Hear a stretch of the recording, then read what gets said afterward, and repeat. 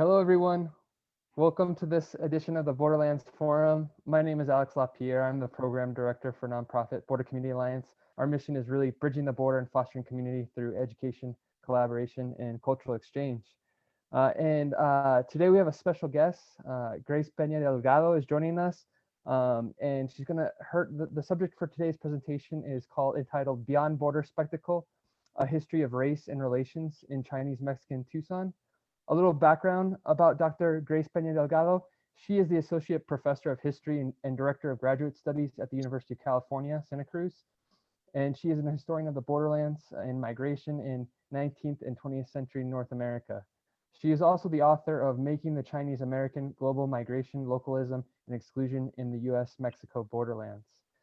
Just to let you know, we are recording the presentation for folks that can't make this particular time slot. But I wanted to let you know also that following Grace's presentation, there will be a Q&A session.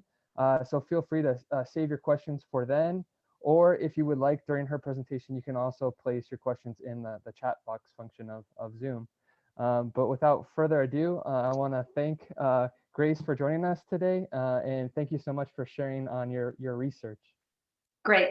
So thank you, Alex, so much for inviting me and putting together a really wonderful program today. And, you know, what you do at Border Community Alliance is really outstanding work. It's a very active and intellectually generative space, it seems. So I thank you for doing that work, and everyone really for being involved in this type of project. It's, as you know, necessary now more than ever, and urgent now more than ever, although I think we've been saying that for the last 100 years. Thus the project today, and thus a view historically of what this border region has meant to me, both as an intellectual and as a person whose family is from this region. So I'm going to talk a little bit about how I came into the border and how I understand it historically, and how we're going to understand today's short presentation. Okay, so thank you again, folks, for your patience in listening. And then I'm going to follow with the PowerPoint, and then hopefully we can spend most of the time talking with each other. Okay, so borders cannot be fenced, lives are seamless. This saying captures a prevailing ethos of the history of Southern Arizona. Today, I'm going to follow this ethos because I think it's a helpful starting point from which to re-examine our own stereotypes and tropes about the Arizona and Sonora border region. A people and place we need to understand more fully and with more familiarity. Today's presentation will not focus on the usual suspects or dualisms that permeate most media coverage of the border. And a couple of these dualisms and these unusual suspects are going to be, you know, we all know them. It's alien citizen, the wall, drug war violence, this notion of illegal versus legal, and of course, the border crisis, whatever that is.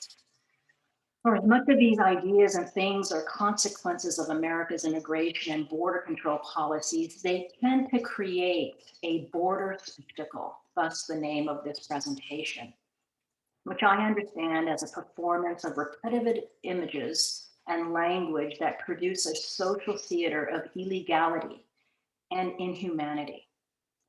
In today's presentation, there is no spectacle to watch. There's no performance of illegality to witness. Instead, we will be in conversation with a history immersed in and interconnected by everyday life, from which struggle is endured and small joys are found. And I think these are the border stories that we all need to know much more about. I have traversed these desert border faces and border towns at different times over the last 20 years.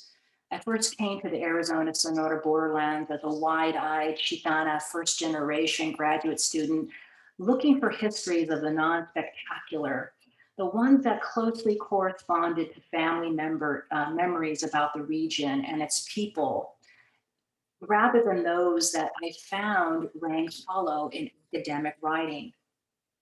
While flying between the native lands of my maternal family, from Magdalena de Quino to Cananea, through Douglas and through Bisbee, and finally Tucson, Arizona, I came to understand these spaces as more fluid than characteristically rigid, as landscapes of liminality and not a terrain of terror enacted by officious policing and racial segregation.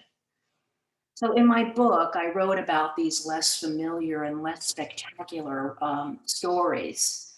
Um, because this omission, okay, that is a less spectacular, less familiar history, didn't square with my knowledge and history of the region, which resided in the everyday, in anecdotes, and in places where individuals created community amid a well-policed borderline.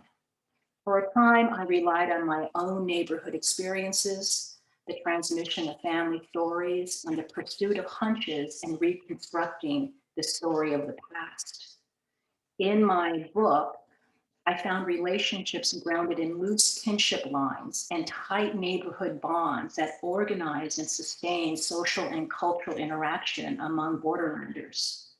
And often in indirect ways, a wide range of collective practices deepen relationships among borderlanders and really preserve a sense of cultural and social fluidity in the region that worked against a hardening racial national borderline. Today's presentation begins and ends with these same sensibilities at the Arizona-Sonora border. It moves to set aside the spectacle of the border for paradoxical and surprising outcomes of interconnection and entwined fates that overcome harsh borders and harsher racism in Southern Arizona, specifically Tucson. In the end, common ground based on common humanity is a necessary starting point from which to rethink America's current border control solutions of detention and zero tolerance and deportation. So I'm going to go ahead and move to the PowerPoint.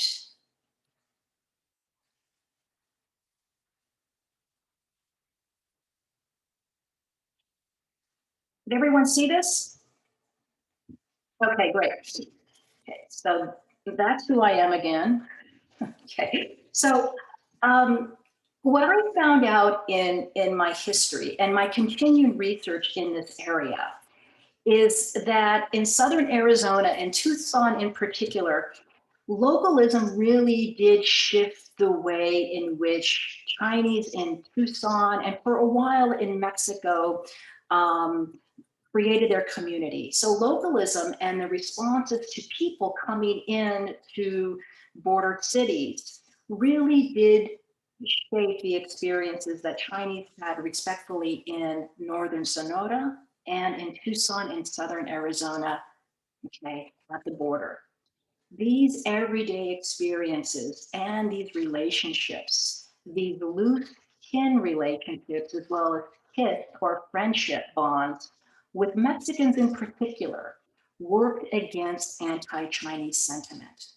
And in Tucson in particular, these everyday bonds helped to settle a Chinese community or a Chinese Mexican community in Tucson that had permanence and is enduring. And it's this story really of three generations of Chinese Mexicans that underscored our presentation today. I'm going to talk a little bit about Sonora and Mexico and how the Chinese fared there.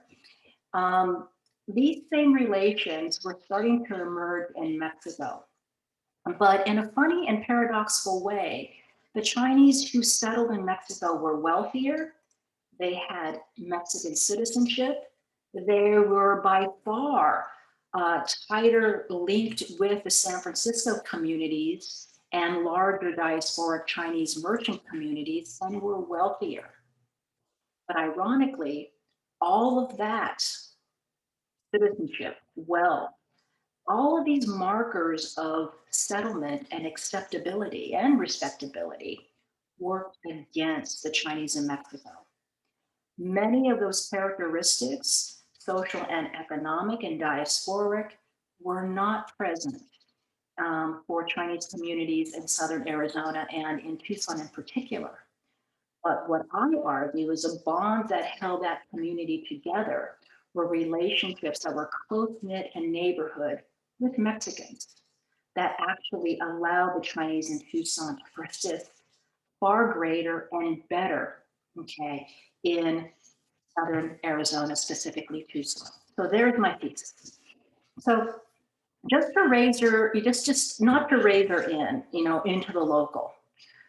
This story is part of, this is not an exceptional story, okay? Nor is it particularly locally drawn. It really bore the imprint of a trans-Pacific borderlands world for which Tucson played center stage. Okay, so all of the migration from China, both through the Pacific Ocean and also running west through the Indian Atlantic Ocean into the Americas, San Francisco, into Canada, down into the interior of Mexico, all of those streams of migration came centerfold here in Tucson that gave rise to the larger context of this story. So this story is a story of international migration connected to a very common story of the Chinese diaspora in the United States, and less a common story of that of in the Americas, Mexico in particular. But it plays out specifically at the border between the United States and Mexico, and most vibrantly in Tucson. So part of this larger history of American history, of course, is the laws that really set in motion our laws today of immigration. It is fundamental to understand that our laws of exclusion, deportation, expelling, detention, raiding, and racialization come from these original exclusion laws against the Chinese, especially the construct of deportation, or through many laws and many amendments that we come to this regime of deportation. That's part of the administrative bureaucratic control of immigration. Okay? But there are also other mechanisms of our immigration laws, like discretionary power, like mechanisms to open borders, like exceptions to immigration policies, as well as communities pushing back in terms of activism against these pernicious laws. So we can see how very pernicious and fundamental, seminal, I would say, these laws are in terms of understanding the Chinese situation in the borderlands, as well as even perhaps today, what's happening at our border region for other people subject to these same laws. So Chinese were barred, the laborers were barred for 10 years in 1882. The amendment to revise that further barred laborers another 10 years. And in 1902, the Chinese were barred indefinitely, specifically laborers. And there were some exceptions for merchants and businessmen and students and diplomats. But a lot of this racialization for the Chinese did not differentiate between laborers and merchants and those of the exempt classes. And it became quickly a way to racialize and understand the group of people, that is the Chinese, as excludable, alien, and deportable, essentially as non-citizens. And I would argue, given these images, as non-human. Now, what gets played out, of course, is part of the resistance to these immigration laws for inclusion. And Mexico did not have exclusionary laws against the Chinese, at least not until 1921, where they begin to bar Chinese laborers from Mexico based on really a post-revolutionary nationalism that begins to see Chinese as a threat to the Mexican body politic, the way it did 40 years prior in the United States. But we're on resistance. So we know immigration laws and walls do not stop people from migrating. And this is a geography here where we see Chinese individuals coming in from places like Veracruz or Cuba, landing inland, flying up from Veracruz to Mexico City or farther south from Manzanillo or Salina Cruz, and flying up through Guaymas, Hermosillo, Cananea into Tucson. We see the same type of phenomenon happening in the Californias, okay? So these are really important points to make in terms of, how we understand the fundamental community formation of the Chinese in Southern Arizona, specifically Tucson, that it is not a function of folks leaving from San Francisco to the border interiorly. Most of the migration happened from the South, that is from the Americas and Mexico in particular, those folks staying in Mexico, as well as moving just north of the border into Tucson, rather than coming from the interior, specifically San Francisco. And I think this map really does show that, okay? And there was a court flying back and forth, irrespective of exclusion laws, et cetera. In Mexico, as I was saying earlier, the Chinese were a very quick forming merchant class in an area, Sonora, that really required merchant capital. So in Sonora, we have a thriving community of miners and economic development in terms of other industries. And the Chinese really filled the gap of these early factories. And this is a factory of clothing and also merchant stores, grocery stores, and all sorts of other necessary stores for commodities. And they thrived really quite well, not only in Guaymas, but in Hermosillo, places like Arcipe, Alamos, and then Nogales as well.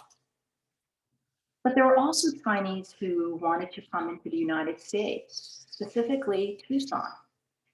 And in my archival work, I came across literally thousands of these similarly written documents that really tell a story of their own. This is a document signed by C. Ricard. He is I think, the only interpreter of the Chinese language into English for a while in the American West, because I found the same name in records from San Francisco as the only interpreter. So this guy was going back and forth between San Francisco and Tucson, interpreting in court what became, I think, really quite a trial for him, because there were thousands of Chinese coming in from the border, as well as, of course, in San Francisco. But this is a document that bears some attention. So it's dated 1890. It's from the Tucson territory. And this is a person whose name is Hongsen Ji. He's 31. He was born in China. He's a laborer. And this is important because, again, the Chinese Exclusion Acts targeted laborers, not Chinese writ large because of these exceptional groups, but laborers in particular. So that he's confessing, supposedly, that he's a laborer is important. He arrived in San Francisco. He got off in San Francisco, plied down to Guaymas in a ship, and then got off in Guaymas, and he walked north where he was caught. Okay, and this is very emblematic of this migration that I'm talking about. Not people walking overland from San Francisco to California, through northern Sonora through northern Arizona to Tucson, but the other way around. And again, literally thousands of these documents I saw. Now, what happens in Tucson that people, the Chinese in particular, want to be in Tucson? Well, Tucson was known in the 1920s as the Mecca for Chinese in the American South. But I think it was these early neighborhood relations and in the absence of mining communities that served Chinese in Tucson and Southern Arizona very well. So here is a truck farmer and it's 1904 Meyer Street, as well as a grocer's on the left. But Chinese really served a wonderful purpose in the community in Tucson at the turn of the 20th century, insofar that they were successful truck farmers. That meant they grew vegetables. They knew how to use irrigation or lack of irrigation. They grew vegetables that were necessary for good health, and they also grew fruit that were necessary just for, daily deliciousness. And they plied their trade, their goods on these wagons, and they went neighborhood to neighborhood in places like Barrio Viejo or Barrio Anita or Barrio Hollywood that we know today, and sold house to house in Mexican neighborhoods this produce. And if you're selling produce for a commodity like this, you don't need to know much Spanish or English, right? You presented your goods, the customer looked it over, good or bad, I'll take this. And one or two pieces of language needed to be articulated, and then money needed to be exchanged. And we don't need to know any language to exchange money. And that's how the Chinese initially gained a foothold in Tucson, through these close neighborhood ties and interactions that I think are rather intimate and interesting, and they endured. So the Chinese also were able to use ice. You can see here on the wagon, I'm not sure if you can see my cursor here, but right here, oops. Right here is a block of ice. Okay, so the Chinese were able to harness water and freeze it and keep their vegetables or their produce fresh amid, of course, the heat.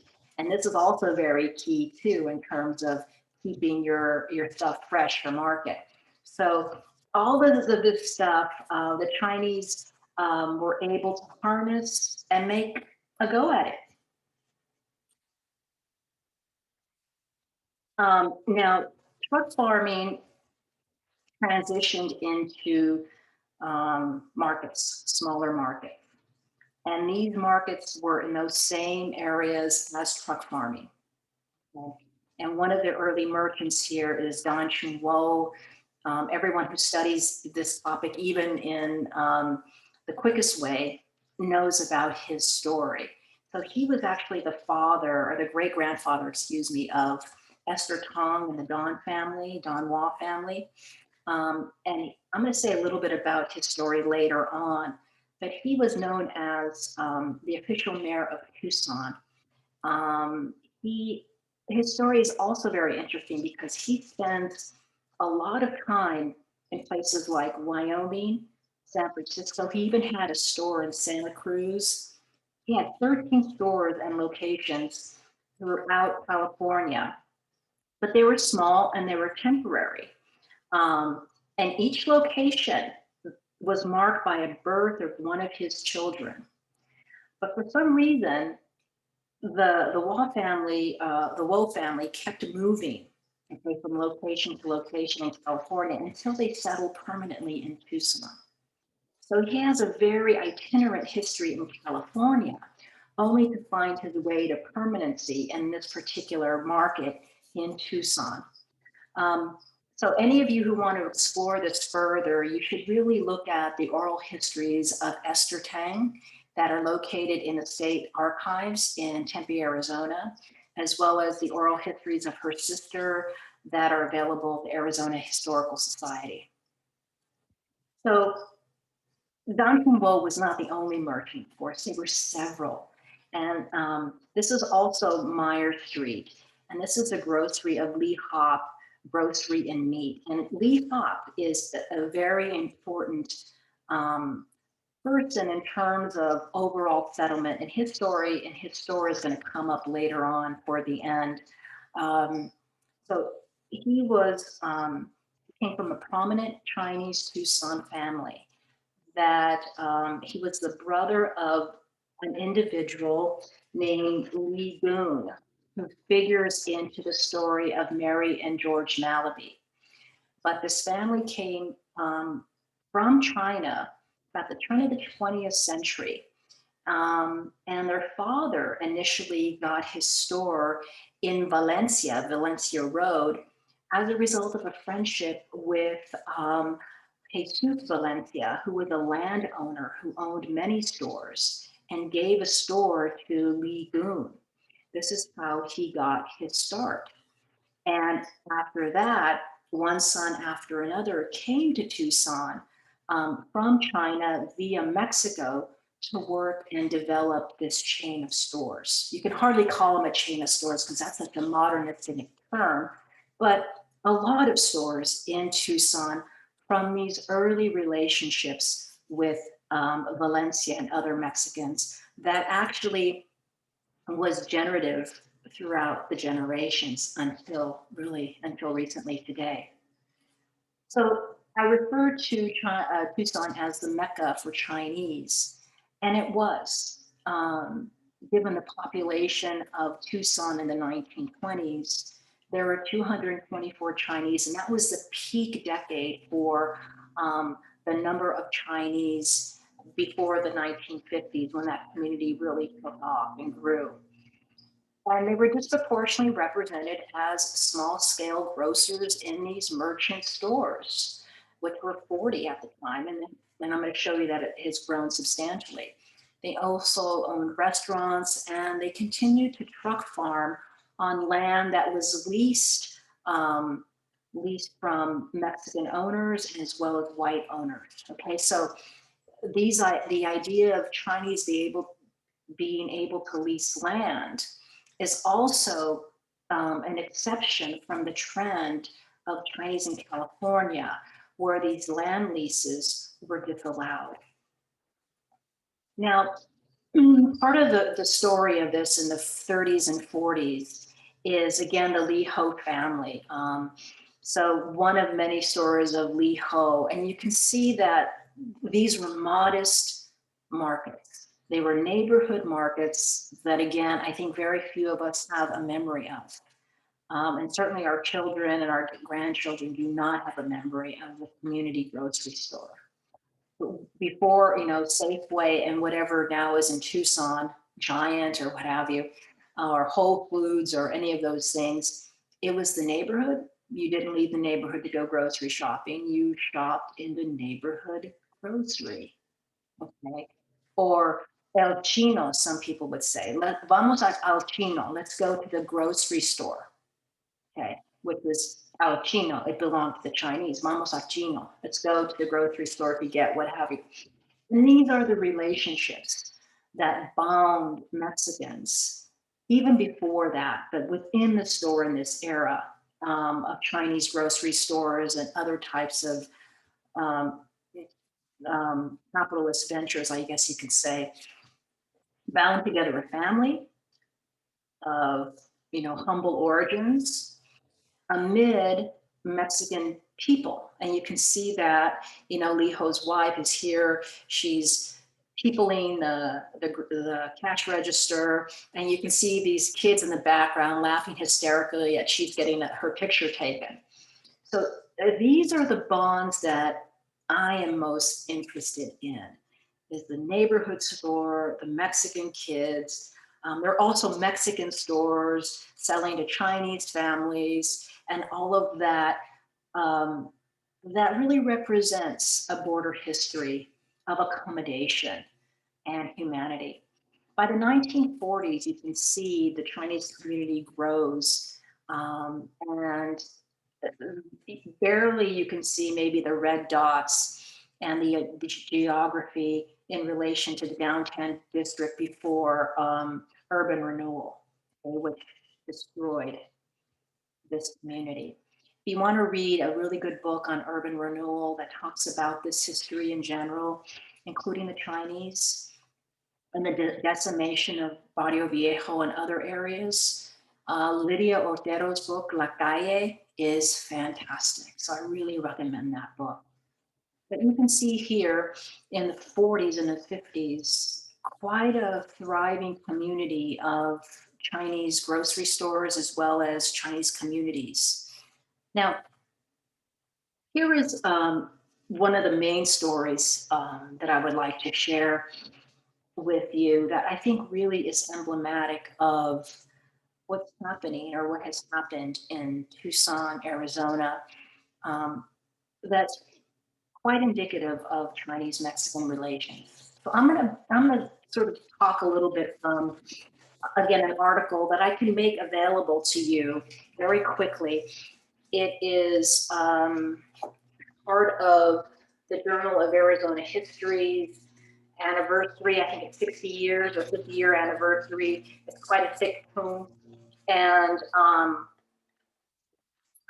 with my graduate student, wrote this article called Beyond Border Spectacle, Oral History and Everyday Meaning in Chinese-Mexican Tucson. And what my graduate student has done is, given that I have been working a lot with the Chinese Tucson Cultural Center, we years ago charted out to capture the history of Chinese in Tucson through collecting oral histories, as well as archives of family histories, of photographs, etc. Part of my presentation here is part of that collection. What we're going to do with it, we have yet to decide. But this article stems from all of that research and the oral histories of many people, including Mary Malaby, who's on the left. So just to set this up a bit, Mary Malaby is the daughter of Li Gun, excuse me, she is the granddaughter of Li Gun and Jesus Valencia.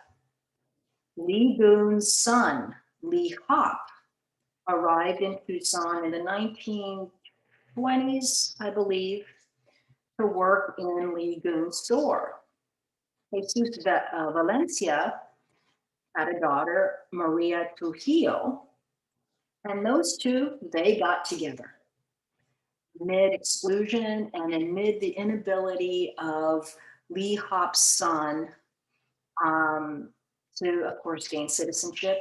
And Maria Trujillo, she had some trials of her own that are detailed in this particular article. They begot several children. One of them is Mary Lee, also known as Mary Malaby. She's the individual on the left, and Li Hop is the individual on the right. Okay. So this is the second generation of the Li Gun Jesus Valenzuela friendship that I thought was a very interesting story, and we led the article with it through an oral history. So I'm going to go ahead and sort of do this reading, a loose reading. And of course, I will send you the article about it, just because I want to share it with you. I think it's a really good story. So it starts by, given the time and place, Li Gun and Jesus Valencia formed what many considered an unusual friendship. At the turn of the 20th century, immigration restrictionist laws hardened racial boundaries between Chinese immigrants and settled residents. These laws, of course, further inspired xenophobia in California, in Peru, and Canada and Mexico. The conditions were decidedly different in Tucson, where social and political forces did not succumb to anti-Chinese movements, although apprehension did exist between migrants and settled residents. At first, necessity and practicality drew Valencia and Gun together. Valencia, a Mexican landowner and proprietor of a grocery store, hired Gun, a migrant from China, an erstwhile resident of San Francisco, to take over his day-to-day operations of one of his markets in South Tucson. And that's how they met, recalled Mary Malaby, the person on the left. Her maiden name, of course, is Lee, Mary Lee. A Tucson resident of Chinese and Mexican descent, and the granddaughter of Li Gun, and the great-granddaughter of Jesus Valencia, in an oral history by the Tucson Chinese Cultural Center. The routine of running a neighborhood store strengthened the bond between the two men, and unintentionally, united the Lee Valencia families by blood. When Valencia retired, the Mexican landowner transferred his market to Dune, who then summoned his son, Lee Hop, to work in the market. And that's where they met, according to Malaby. And that is where the family came together. Although the intimate relationship between Lee and Trujillo persisted over 7 years, it ultimately did not withstand the social pressures of an unsanctioned union and the obligations of family duty and personal honor that weighed on both of those folks pretty heavily. Importantly, it wasn't exclusion. It wasn't that Lee Hop was stopped at the border, nor was Lee Goon turned away by Mexican residents. What really drove a wedge in this family was anti-miscegenation laws and the inability to marry and solidify those bonds of marriage that would stabilize the family. So again, I detail all of that history in this article. What's so interesting here too is leading up to the third generation of Lee Goon and the Valencia family and Lee Hop and Maria Trujillo was the daughter of them, like I said, Mary Malaby on the left. She too was subject to anti-miscegenation laws because she was half Chinese and Mexican or half white. Now, the law, the anti-miscegenation law in Arizona considers Mexicans white. And when it wrote the law to exclude marriages between whites and Chinese and what they called Hindus back then and African Americans and Blacks and other Asian groups, Mexicans were considered white and a group not to be intermarried with.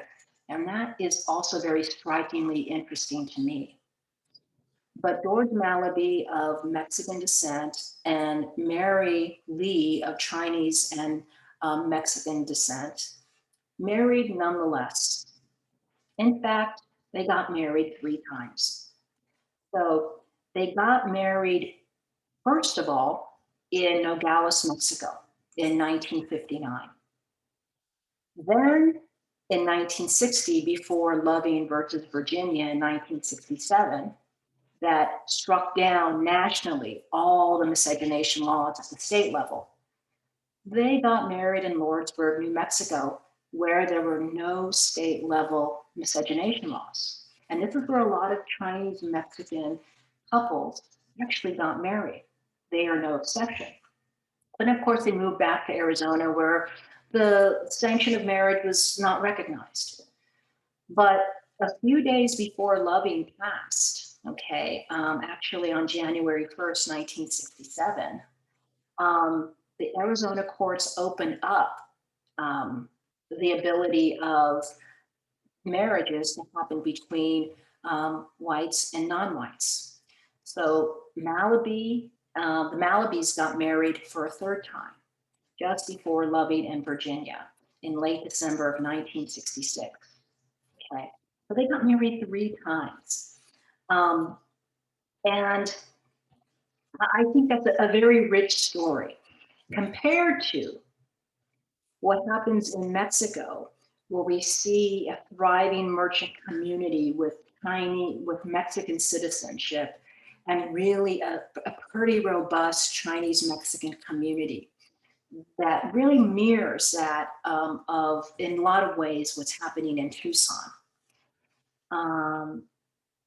But what is missing in the history of Tucson is the virulent xenophobia in Sonora that really constructed the Chinese as the other. And that's putting it very generously. So we see the continuation of merchants, being important and wealthy members of Sonoran society. But beginning in the 1920s, we begin to see anti-Chinese movements with anti-Asian sentiment that is so incredibly virulent and hateful. And we see that emerge in two movements between the 1920s and the early 1930s. And the first one was waged by Jose Arana in Sonora. And he says, here, and this is Arana himself, this individual right here. And these are supposed to represent the Mexican working classes that supposedly the Chinese merchants are taking away from, and sort of this notion of a zero-sum game, right? Again, as things change, they stay the same, right? So, he's saying to the Mexican working classes who go to these fabricas or these stores, right, these factories to buy, not one more peso or dollar to a Chinese, because for every 100 centavos or dollars, half of it goes to Shanghai and the other to rape women. So there was a lot of gendering here, a lot of use of violent imagery, etc. And so given what's, the story of the Malabis and anti-miscegenation laws that did not exist in Mexico, there is nonetheless the racialization of the union between Mexican women and Chinese men. And you can see down here, sort of the scare, the anti-Chinese scare about the fate of our fairest women, Mexican women. It's the wedding night, and look at the way this individual is portrayed as animalistic and licentious and aggressive sexually, once again, to put things generously. The wedding night. And then 5 years later, this is a warning, right, to all Mexican women and their offspring that are mongrel and not Mexican. And so this is the result of miscegenation, right, in Mexico. Now we have the whole idea of eugenics and the racialization of bodies that will equip, again, this post-revolutionary idea of what a Mexican man is and what that nation is, vis-a-vis the threat of this syphilitic kind, sort of mongrel Chinese that will threaten the body politic and the race of Mexicans. Disgusting. Okay. So this is the strong Indio-Ladino, whatever the heck that means, of 12 years old, right? The miscegenation, the right miscegenation of Indian and Latin, right? And this is the miscegenation of Chinese and Mexicans at the age of 14. So this is the language of eugenics coming into play to racialize very similarly the Chinese body in Mexico. And these tropes were also found in the United States. Way less so the case in Tucson than, say, for example, in San Francisco or New York. So nonetheless, in Sonora, we have the attendant political campaign that follows the ugly anti-Chinese, anti-Asian racism. And this is the Nogales border, the one that today is fenced up. The one today that is a few miles away from detention centers.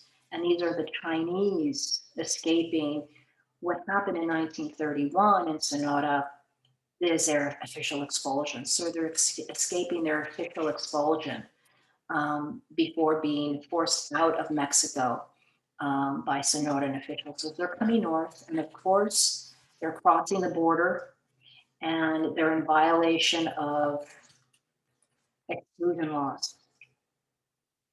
So caught between two nations that enacted pernicious laws, one much later in the early 30s than the other in the late 19th century, in 1882. But nonetheless, really creates this social vortex for the Chinese from Sonora. Okay, you can see here, the Chinese are not hygienic. Don't buy from this Chinese store, okay?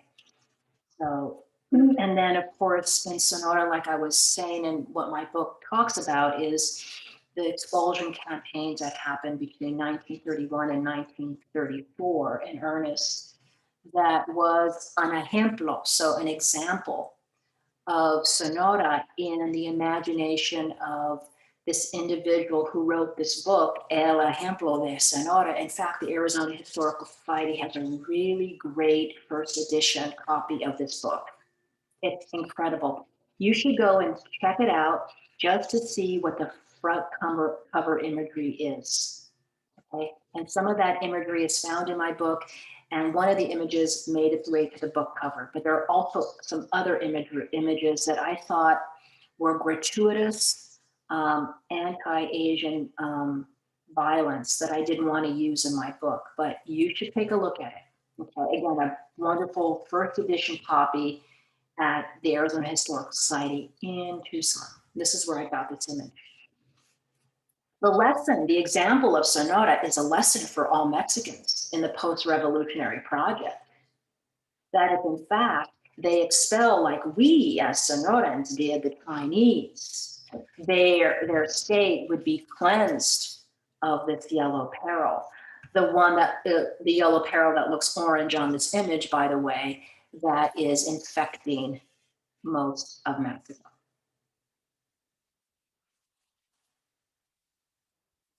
But on the other side, less than 100 miles north, we see Chinese markets and Chinese individuals thriving and moving forward with larger stores, deeper ties in Mexican barrios. And this is Jerry Lee Ho's market. I don't remember Jerry Lee Ho market. It was Jerry's market, then it became Jerry's Lee Ho market, then it became Lee Ho market. But this is the tradition, right, of the line. Today, though, if you go down to Barrio Viejo, and I think, Alex, you may find this familiar. You may know this mural. It exists on this market. With due to gentrification, this market became an architecture firm. And that architecture firm, on the side of its the north wall, is this mural. And it marks very interesting Barrio Viejo, and it's intertwined, intermixed history with the Chinese. Okay. Really sort of elevating these relationships as co-relationships in the development of Barrio Viejo in years past. Okay. So this is Lalo Guerrero, and this is Lee Ho, I believe, and other merchants, Mexican merchants that work together to ply their trade. I think it's a wonderful mural to end the discussion. Okay. Awesome. Well, thank you so much, Grace, for taking the time today for that amazing presentation on this little known subject here in the Arizona Sonora borderlands.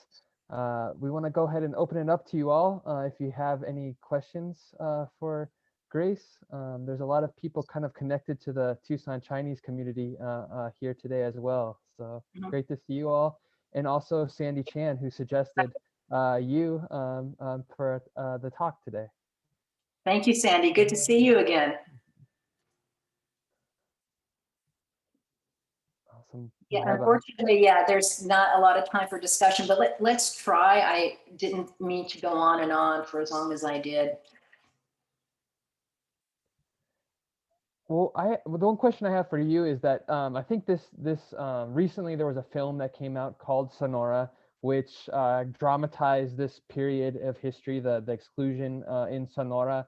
I was just wondering about if you had seen the film and if what your thoughts were on it. I did not see it.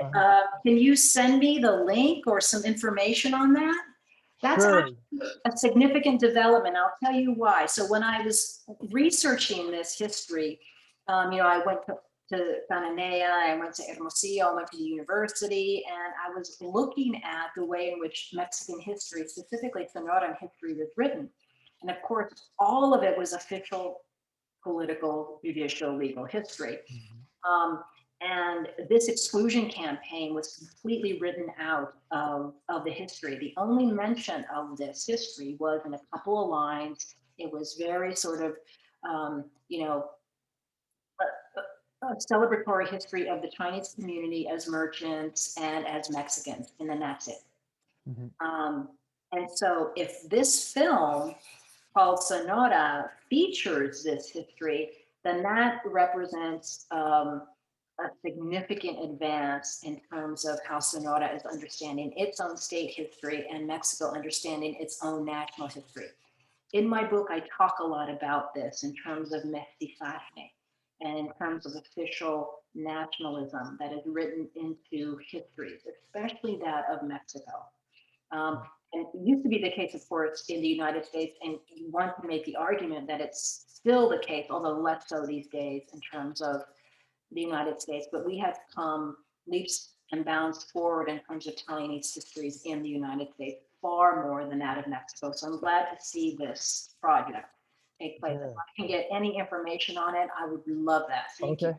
Yeah, absolutely. It was a Mexican production, and to me it's really interesting too because in the United States we have tried to reconcile with our history, especially with the Japanese internment. But in Mexico, in Magdalena de Quino, one of the street names on the plaza still has that Arana Charan, right. name, right? So uh, it kind of questions whether Sonora has made any recognition of this kind of Yeah. really dark period of its history. Yeah.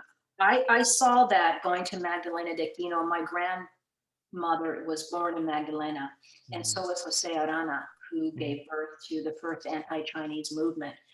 But if people are starting to write and produce film, and then this history is actually gaining some traction in history books in Sonora, then I would imagine that we need to move forward with the removal of this individual's name publicly. And I would imagine that that is going to happen soon, if not is currently happening now in Sonora. Thank you for letting me know. That's just terrific. Thank you.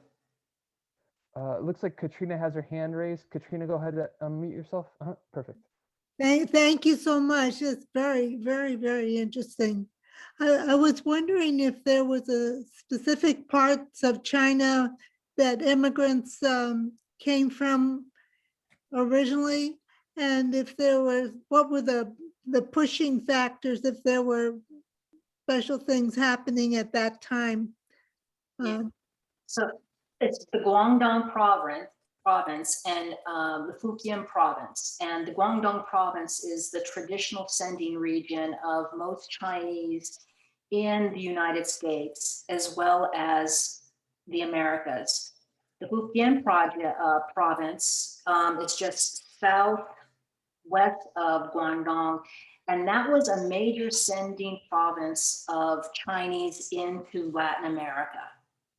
In addition, we cannot ignore the fact that many Chinese came in the coolie trade that started in Macau in the 1850s. And then after the end of American slavery in 1865, that trade began to emerge quickly. And so there are Chinese who emerged from Macau and Fujian who went to Cuba and all areas of the Caribbean, who in later generations moved in through Mexico and settled in Mexico City as well. And that also gives rise to this larger context of the Chinese in really the Caribbean and in Latin America. So in the book, I detail this, the origination points, and I try to complicate our understanding of slavery and coercion, looking at the coolie trade and connecting it to volitional migration that happened really later in the 1870s and the 1880s and 90s through Mexico mostly. At the same time, a strand was going up to San Francisco. But we tend to see this migration as this. Guangdong Province coming through San Francisco, or maybe New York, and really that's the end of it. Historians are really trying to push back against that and widen our lens to say to people, look, this diaspora was equally strong and robust and important in the Americas. And in fact, it has a beginning history with the end of slavery. And really bring out those sensibilities so we can tell a broader story of this history. Thank you. What was the prejudice the same all over Mexico? Was Sonora especially bad, or? I think Sonora was especially bad. Katrina, it was the only state in Mexico to enact an official expulsion decree. Now, it doesn't necessarily mean that the Chinese were treated any better in Baja California, where some of them fled. But in the 1920s, some of them were able to stay in Baja California because there was not an expulsion decree, and they created a vibrant community of cotton growers and merchants in Baja California without the expulsion history of those Chinese in Sonora. If you have time, take a drive to Mexicali. There's an area called La Chinesca. You cannot miss it because it dominates Mexicali. It is, and a friend of mine, when I was like 16, took me down to Mexico, unbeknownst to my mother. And he showed me La Chinesca, and we had shrimp cocktail and everything else. And we made this trip in a day.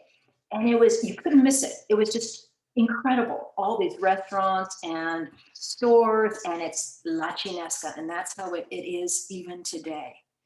So maybe if you want to do that, I think it's a couple of days away from you, but it's just such a vibrant and stark representative community amid a desert community. It's just fantastic. It's a must see, I think, Katrina. I never got in trouble for that trip either.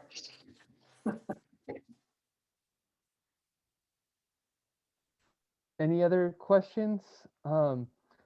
Grace, I also saw recently in Mexicali a new development as far as the cultural heritage of the Chinese is that they recently opened up something called the Museo Walk about the kind of the heritage, the culinary heritage of the Yes. Chinese who settled in Mexicali.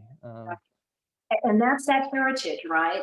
It's that 1920s persistent heritage that worked alongside, Mexican workers working for the Colorado Land Company and the American capitalists, right? And it was an important community for that early development of Northern Baja California. So Beth. Yeah. Beth, I think you had your hand raised, please. Yeah, thanks so much, Grace. This is really interesting. I was just looking up your book, and I was really struck by the image on the cover, just for the benefit of others who haven't seen it. It's very striking, and I wondered if you could just say a few words about that image for us. So the title of the book is Making the Chinese Mexican. So I thought it was a striking image because it goes to this idea of global migration and the fluidity of this migration. But this is a map that was written by none other than Jose Arana, okay? The guy from Magdalena, right? Who led the first anti-Chinese campaign. Another artist of ill repute is Jose Espinosa, who wrote El Ejemplo de Sonora. And there's all sorts of iconography that's anti-Chinese. And again, for me, it was just so racist over the top that it was, for me, too gratuitous to use that as an image, although I wanted to capture the starkness of this anti-Asian sentiment. And that it was a global anti-Asian sentiment. And rarely do we see maps that are drawn in Spanish globally with, I think, such dramatic interest. So it had to don the cover of my book. Thank you for bringing that to attention. Thank you. We have a couple questions here in the chat box, Grace. Mhm. Grace, could you speak about Chinese migration to Tucson following the Expulsion Act? Yes, so after the Expulsion Act, there was much migration, although of the undocumented sort, happening from Sonora into Tucson. So there is a lot of examples in history of Mexican smugglers who organized with the Chinese six companies to get Chinese individuals who were landing in places like Salina Cruz and Manzanillo and in Guaymas to transport them through the border. That second map that I showed you, let me just share it with you. Um,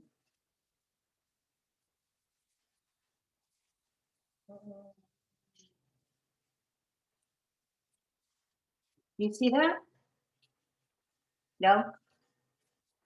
Not yet. Okay. Maybe I got too ambitious here. I have to.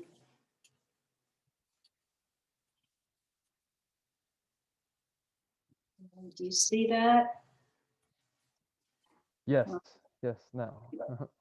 On current slide. So this map here, and this particular line that I drew here for the map,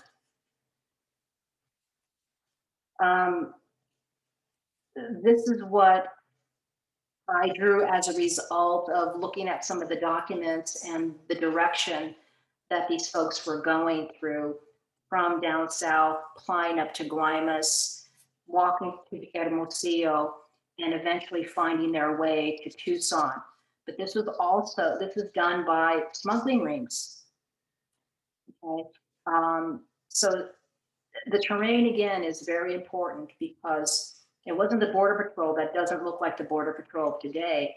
It was the actual physical terrain, the lack of knowledge of Spanish, and some mounted police here in Tucson that would give enough pause for people who were wanting to see the Chinese move into Tucson or into Los Angeles via Tucson or San Francisco, enough energy and resources to hire smugglers. And most of the time, those smugglers were Mexicans. There's another question from Edward. How did the Chinese adapt to the extreme heat in Mexicali? Well, I don't know, but I guess by like most of us, they did it somehow through, I don't know, protection hats or what have you. I don't know, stores. There's also those legends about the tunnels, right? In the Xinesca of Mexicali as well. That was more out of fear for repression, right? This development of these tunnels. I don't know enough to say. I want to stay away from tunnels because that is more spectacular and speculative. I don't know much about that, and I would hate to go down that road. Mm-hmm. In terms of surviving the geography, that's an interesting question. How do they live in an area that didn't have large amounts of irrigation for peopling, right, and colonization projects? I think that's part of this question of how do they survive the heat. The Chinese were able to, after generations of failure of bringing European immigrants and Americans into this region, this very tough desert terrain, even tougher than that of Tucson, it's sort of like Phoenix. How did that happen? There were generations of failures of American and Mexican colonization until really the turn of the 20th century when the Chinese supplanted themselves and started merchandising. Okay, and there are riverines here in this Mexicali Valley, okay, that supports the Colorado River in general. That's the main river line. They were able to harness some of this through wells. and able to survive and generate business and settle in that region beginning in the 1920s, when so many other projects that were highly capitalized failed. So after so many years of failure to bring in Europeans or Americans, it's the Chinese who set up a very modest, non-capitalistic sort of venture of restaurants and markets that held. And I think that's really important. Okay, Grace, the last question here from Jerome. Didn't you say in your book that the Border Patrol was established to keep out the Chinese, not the Mexican? Yes, initially the Border Patrol was established through exclusionary laws and through a bureaucracy to keep out the Chinese. I think that's now historical fact, that our border was actually created at the south, not to restrict Mexicans, but initially to restrict Chinese. Well, this last hour has just kind of zoomed right by just because of this fascinating topic that hasn't really been really diffused here in the Borderlands. So I want to thank you so much, Grace, for taking the time today with us to really illuminate this fascinating history and shine it to let our constituency know more about it. So thank you very much. It's my pleasure, anytime. Thank you for the opportunity. Awesome. Take care, Hope everyone. everyone is well. Stay well. Bye-bye.